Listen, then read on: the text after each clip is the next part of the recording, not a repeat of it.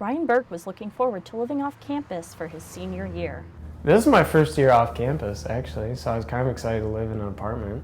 And that's when he and his roommates discovered the hub on campus. We just happened to be passing the construction zone for the hub at the time, and we were like talking about different apartments and everything, and we were like, oh, why don't we look there? Like, we think that might be ready in time.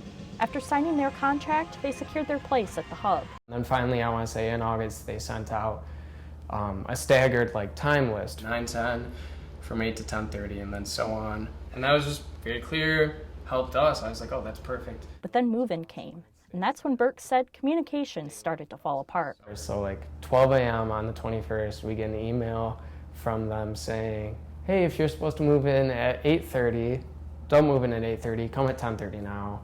Everyone else, you're still going your time. The time for Burke and his roommates to move in kept being pushed back. Why is there such a delay? What's going on with it?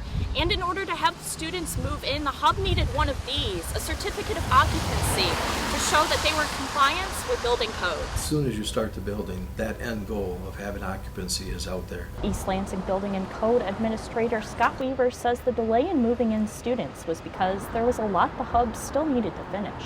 The goal of having folks move in on a certain date is fine, but you have to complete the building so that we can complete our testing and all of our work. And a lot of people are getting into their rooms and they're saying, oh, everything's dusty.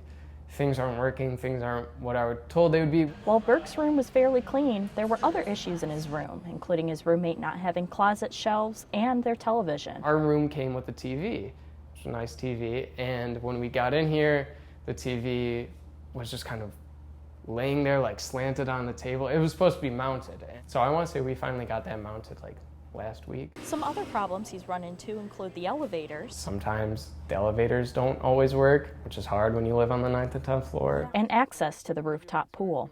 So that Saturday after move-in, they hosted a pool party. I remember we tried to go up to the roof later that night, and they're like, we're shut down right now. We got in trouble, the party got shut down. But most of these problems have been addressed, and Burke says he's happy with where he is now.